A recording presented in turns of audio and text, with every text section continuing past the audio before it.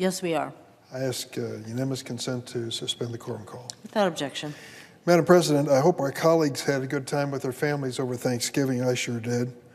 The flu intervened in some of our visitations, but we were able to join by Zoom and by telephone and had a great time of that holiday. Looking forward to even better times for the Christmas holiday that's coming up.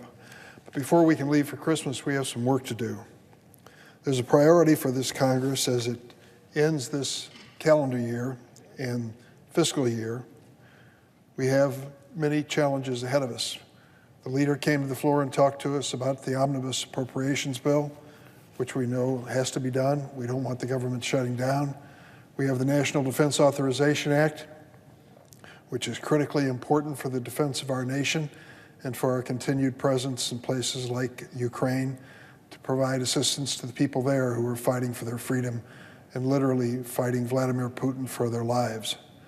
We also have issues before us, such as the Respect for Marriage Act, which confirms, I hope on a bipartisan basis in the Senate, that we stand behind the Obergefell decision, that we believe that people should be able to make their own decisions about the people they love and want to marry on a civil basis. And I believe that should pass. I hope it does pass before we leave for Christmas. There is another issue of urgent priority that is personal to me. It deals with the legal limbo that has been created for hundreds of thousands of dreamers and DACA recipients who are now uncertain of their future. These recipients are immigrants who were brought to the United States as children. Some were toddlers and infants, others kids in their teens, brought here by their families. They didn't make the decision to come, but they made a life when they came. They attended school, they grew up in America, they stood up in a classroom every morning, as all kids do across this country, pledging allegiance to that flag, believing it was their flag and their country. But that's not how the law sees it. Some of those, just babies when they arrived, grew up here, educated in school. They went to school with our kids and our grandkids. Their parents attended church with our families.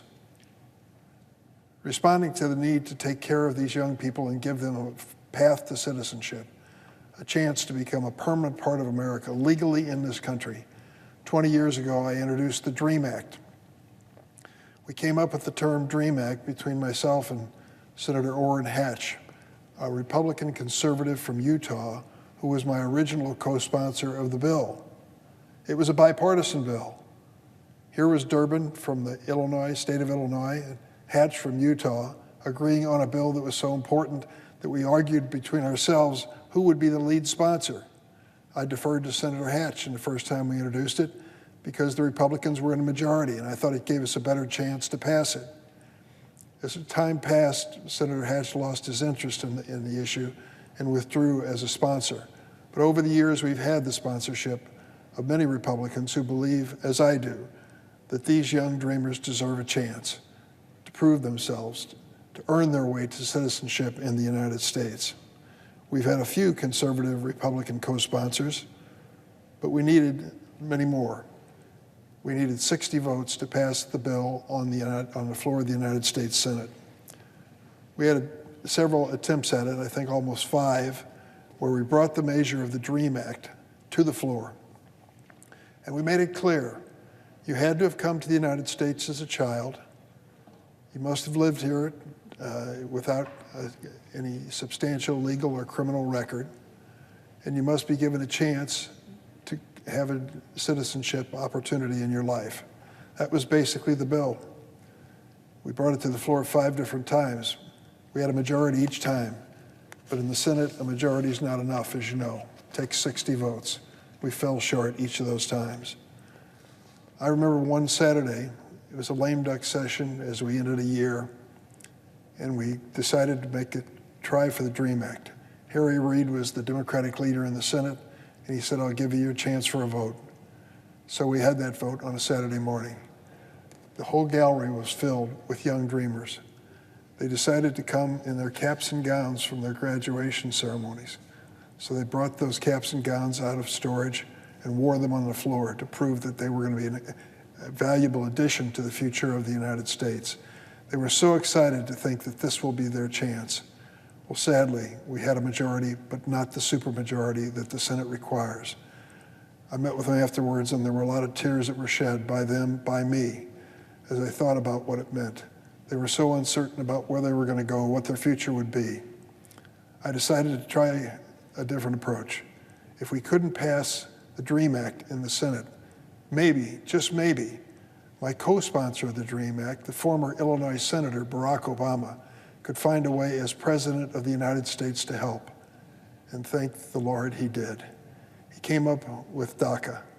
This was an approach which said to these young people, here's what I can give you. If you will stand up and apply each year to be protected in the United States, we'll give you a chance. If we check your background and everything's fine, we'll give you 2 years at a time to stay here and live in the United States as dreamers, be able to work legally, and no fear of deportation. And he issued that executive order. I remember it well. The day was August 15th, 2012, 10 years ago, more than 10 years ago. Congressman Luis Gutierrez of Chicago and I decided that we would have a sign-up occasion at Navy Pier, a well-known landmark in the city of Chicago. We didn't know how many young people were going to show up to sign up for DACA. We brought together a few immigration attorneys who volunteered their times to help them fill out the forms, and we waited. And we started hearing this rumbling of people who were interested. And I remember speaking to Congressman Gutierrez and wondering, are we going to have 100, 200? The estimates started going up just wildly as people started saying, there'll be many more than you can imagine. Turned out there were thousands. 10,000 applicants showed up at Navy Pier on that day. They overwhelmed all the volunteer attorneys that we had. Some of them had been waiting outside through the night to make sure they had their chance to sign up for DACA. In the end, some 780,000, maybe even more, across the United States answered President Obama's call and were protected by DACA. What they've done with their lives is nothing short of remarkable. Let me tell you about one that I think is just so amazing. This was a young lady who was in the line to sign up on 2012, August of 2012. And she was one of the first dreamers to receive the protection of DACA.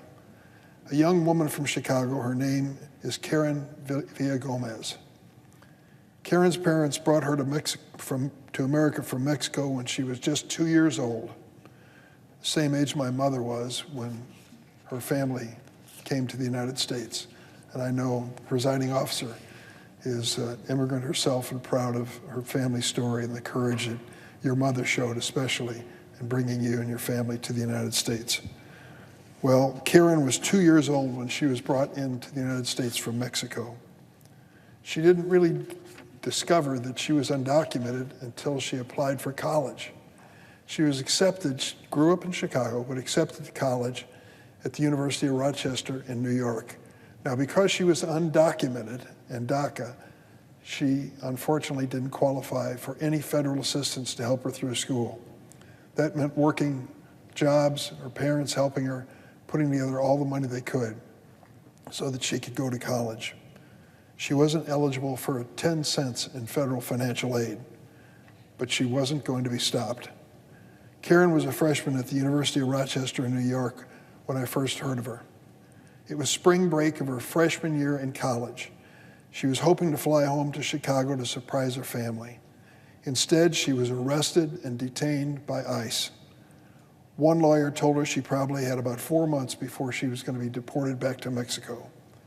Karen and her family called my office. There was a lot of emotion in that phone conversation.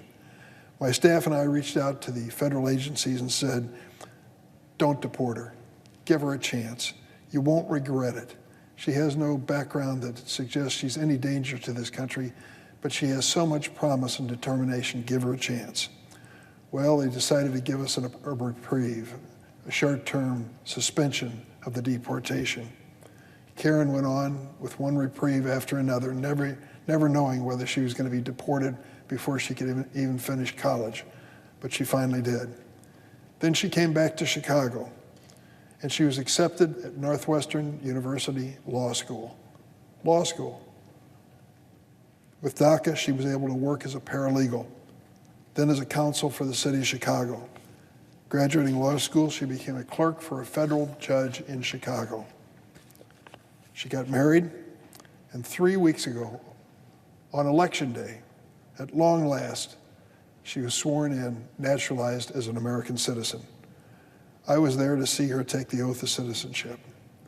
You know what she was going to do as soon as the ceremony ended? Walk across the street, register to vote, and vote as an American citizen for the first time on the day that she was naturalized. There wasn't a dry eye in that court chamber as we all celebrated this wonderful journey of this amazing young woman. And incidentally, there's a baby on the way. She and her husband are so proud that they're both part of this country and its future. More than 830,000 young people just like her have been able to live safely and work in America because of DACA. But there's uncertainty as to what's going to happen in the future. Last month, the Fifth Circuit Federal Court remanded a case to a lower court to determine whether DACA would remain the law of the land. It's still under attack. Here's what it gets down to, Madam President. Unless Congress acts in the next 3 weeks to protect DACA recipients, DACA could end as soon as next year. An average of 1,000 DACA recipients would lose their jobs and their legal right to work every single week. In healthcare and in education, in sectors of our economy that are so essential to our growth, DACA recipients are doing the work. They turn out to be the nurses, sometimes the doctors, as well as teachers, engineers, policemen, firefighters, and they're going to be deported if we don't come to their rescue and finally make DACA legal once and for all. Does anyone think for 1 minute that America would be better off if we start deporting doctors and nurses and teachers who are now protected by DACA, or men and women who are risking their lives in the military or with our police and firefighters? The answer is clearly no. You know, right before Thanksgiving, a few hundred Dreamers flew to Washington. I think, Madam President, you said you met with them. They met with me and were telling me what's at stake here. One young man in particular, what an amazing story. Because of DACA, he was able to graduate from college with an engineering degree. He decided he would start his own company since he had that opportunity, and now has started several companies and has paid, he said, last year I paid $180,000 in federal taxes. And I said to the group that he assembled there are many large corporations in America that don't pay as much in taxes as this young man, this DACA protectee, was able to pay. It's an indication of the creativity, determination, and the quality of these young people. We've got to give them a chance to be part of our future. Some Republicans have co-sponsored the DREAM Act. Senator Lindsey Graham, my friend, former chairman of the Senate Judiciary Committee, is currently a lead sponsor with me. I've also worked with Senator Graham and other Republican senators over the years to deal with comprehensive immigration reform. I've had conversations with a number of Republican and Democratic senators who understand the urgency of dealing with this issue. I'm not going to name names here or in the hallway, but I will tell you conversations are taking place, and I'm encouraged by them. I will join in and provide whatever resources I can, or if I can help by standing to the side, I'll do that too. The goal is to make sure these DACA recipients have a future. We need 10 Republican senators to join all the Democrats to get that done. Just 10. We can break the filibuster, get the supermajority we need under the Senate rules. I've heard many Republican colleagues say they won't help DACA recipients or even talk about immigration until we stop this so-called flood of immigrants and asylum seekers at the southern border. Look, every Democrat in the Senate agrees we need an orderly process at our border, but simply closing the borders to families fleeing violence is not a simple or practical or worthwhile solution. That's why Biden, as president, is adding capacity and building better systems at the border, and we need to do more, and we should do it together on a bipartisan basis. Today, there are over 23,000 Customs and Border Protection agents working at the southwest border, and ICE has surged over 1,300 personnel to stop human smuggling networks. The administration is also building new migrant processing facilities, working on a system that allows meritorious asylum claims to be processed sooner. But we can't fix these problems alone, and we can't do it all in 3 weeks. Many of my Republican colleagues have tried to blame the families that are coming across the border for fentanyl. The overwhelming majority of fentanyl that enters this country isn't being smuggled in by undocumented immigrants. It's coming in through legal ports of entry by people who are authorized to enter the U.S. Many of these people are U.S. citizens. I'm not making excuses for them, but for goodness sakes, let's be honest about the source of the problem. Let me give you a few numbers that tell the story. This fiscal year, Customs and Border Patrol seized 6 times more illegal drugs from authorized travelers at landed ports of entry than they did from migrants crossing the borders. 6 times. And nearly 7 times more fentanyl was seized at land ports of entry than at the border. I want to stop the deadly flow of fentanyl. It hits my state and all across America. You won't do it by turning away asylum seekers and separating parents from children at the border. You do it by scanning every passenger and commercial vehicle and all freight rail traffic crossing the border. We have the technology to do it. Let's get it done on a bipartisan basis. President Biden has signed the omnibus funding legislation and the infrastructure bill, which we've talked about before.